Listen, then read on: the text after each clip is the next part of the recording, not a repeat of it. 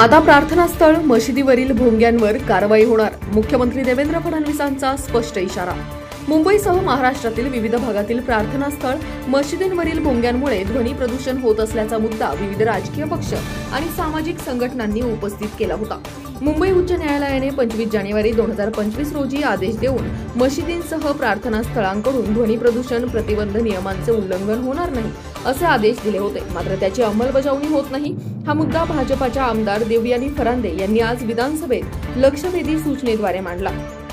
उत्तर प्रदेश सरकारने ज्या प्रकारे भोंग्यांवर कारवाई केली आहे त्याप्रमाणे राज्य सरकारही कारवाई करणार का, असा प्रश्न आमदार फरांदे यांनी विचारला होता. यावर मुख्यमंत्री देवेंद्र फडणवीस यांनी उत्तर दिले.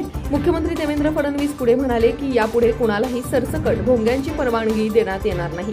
निश्चित कालावधी करताच भोंगे लावता येतील. त्यानंतर पुन्हा भोंगे लावायचे असल्यास संबंधितांनी पुन्हा पोलिसांकडून परवानगी घ्यावी. ज्या ठिकाणी आवाजाच्या मर्यादेचे उल्लंघन होईल त्यांना पुन्हा परवानगी दिली जाणार नाही. तसेच भोंग्यांची जप्ती केली जाईल. तसेच या नियमांचे तंतोतंत पालन होत आहे की नाही हे पाहण्याची जबाबदारी पोलीस निरीक्षकाची असेल. जर पोलीस निरीक्षकांनी याचे तंतोतंत पालन केले नाही तर त्यांच्यावर कारवाई केली जाईल, असेही मुख्यमंत्री तथा गृहमंत्री देवेंद्र फडणवीस यांनी लक्षवेधीचे उत्तर देताना स्पष्ट केले.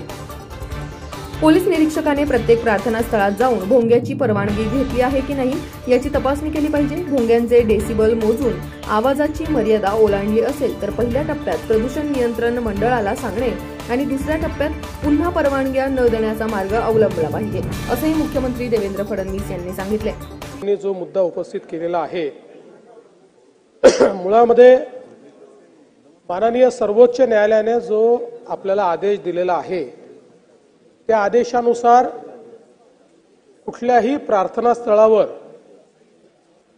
जे काही भोंगे आहेत त्या भोंग्यांची परवानगी घेतली पाहिजे.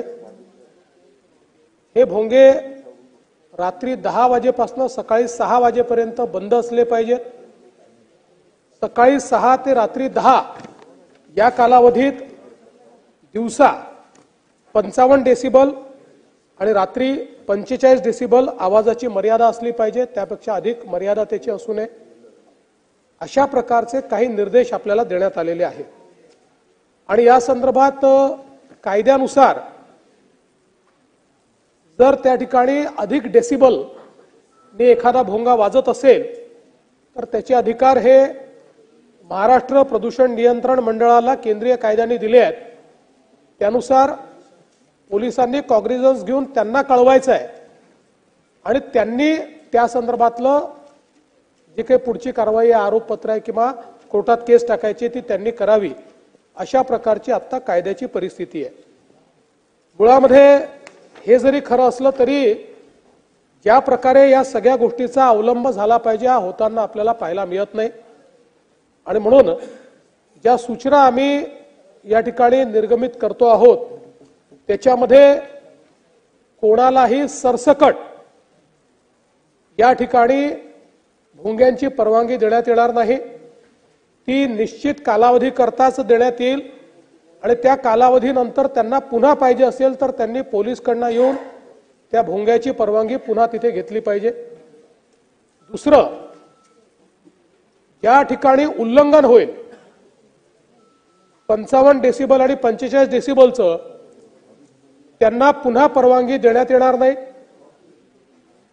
त्यांच्या जे काही भोंगे असतील त्याची जप्ती केली जाईल आणि या संदर्भात ताईंनी जी मागणी केलेली आहे त्या मागणीनुसार याचं तंतोतंत पालन होतं आहे की नाही याची जबाबदारी संबंधित पीआयची असेल.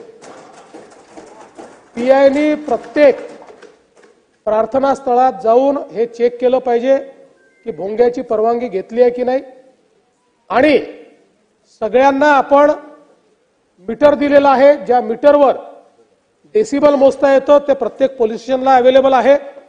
त्यामुळे अशा प्रकारे ते डेसिबल मोजून त्याच्यावर जर डेसिबलपेक्षा जास्त अशा प्रकारे आवाज येत असेल तर पहिल्या टप्प्यात एमपीसीबीला सांगणे, त्यांच्याकडनं कारवाई करणे आणि दुसऱ्या टप्प्यामध्ये त्यांच्या परवानग्यांना रिन्यू न करणे अशा प्रकारची कारवाई या संदर्भात केली जाईल आणि अतिशय कडकपणे याचं मॉनिटरिंग जे आहे ते केलं जाईल.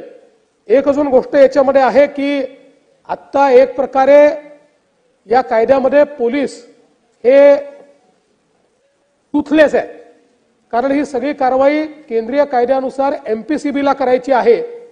त्यामुळे त्याचे जे नियम आहेत त्या नियमांमध्येही काही बदल करणं अपेक्षित आहे. ते बदल झाले तर अधिक प्रभावीपणे आपल्याला याची कारवाई करता येईल आणि म्हणून त्या संदर्भात केंद्र सरकारलाही विनंती करण्यात येईल की केंद्र सरकारने देखील त्या नियमांमध्ये काही बदल जे आम्ही सुचवतो ते आम्हाला करून द्यावे, जेणेकरून त्या बदलांच्या अनुरूप आपल्याला पुढे अशा पद्धतीच्या प्रकरणांमध्ये अतिशय कडक कारवाई करता येईल. त्यामुळे आता या संदर्भात याचं तंतोतंत पालन केलं पाहिजे. ही जबाबदारी संबंधित पीआयची असेल, त्यांनी ते केलं नाही तर त्यांच्यावर कारवाई होईल.